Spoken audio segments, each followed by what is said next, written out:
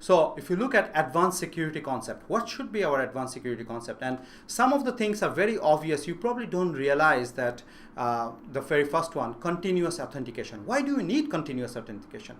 If you look at any system, whether you are logging onto your bank or to your enterprise account, you have authentication, authorization, username, password, two-factor authentication. Doesn't matter what it is. You authenticate once, and then both system assume that everything after that is great.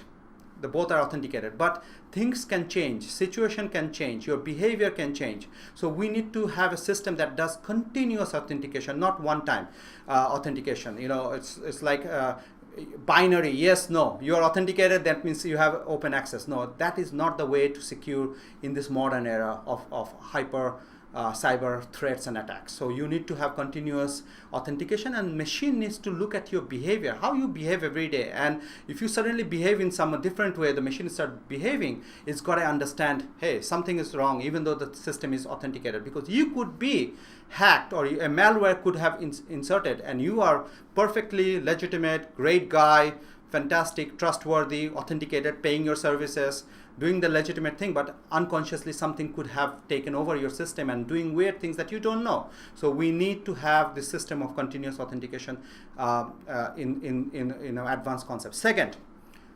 micro-segmentation. If you followed our last webinars, we talked about secure enclaves with software-defined car. What it means is basically having domains, clusters with different security profiles. So the fact that you are allowed in one cluster for certain application doesn't mean you have unfeathered and free access to go everywhere in the vehicle or to something else. So very targeted, meaningful access, because a lot of the content and the access is coming somewhere outside of the car. It's provided by content provider or application provider or suppliers to the car maker or the OEM itself, and it's beamed down. So you want to make sure that that application is only accessing for what it is supposed to be. So you have to create this concept of micro segmentation within the vehicle. Dynamic policy decisions, very simple. Policy decision cannot be static. You cannot have firewall type of policy decision. Yes, access control, no, yes, no, or whitelisting or blacklisting or whatever you call it. Some kind of go, no go decision. It cannot be static. Things are changing, so you need dynamic. So you need to automate it.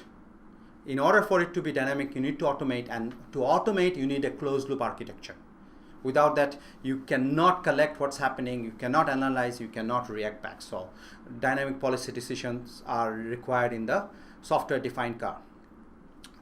And the last one that I have listed here is threat intelligence. And this is not about individual enterprise. Unlike enterprise security, this is not your threat only. This is our collective threat. We got to think about collective. So we need to have real-time sharing across the OEMs of all the threats that are coming together. We need to be able to do crowdsourcing. It's not about protecting an individual OEM or individual suppliers. It's about collective defense. Security is our collective defense, and we need to think in that way. And we need to create a system where we are not competing on that, but we are actually collaborating and creating a better security for the entire fleets of vehicles that are out there, irrespective of a make and model.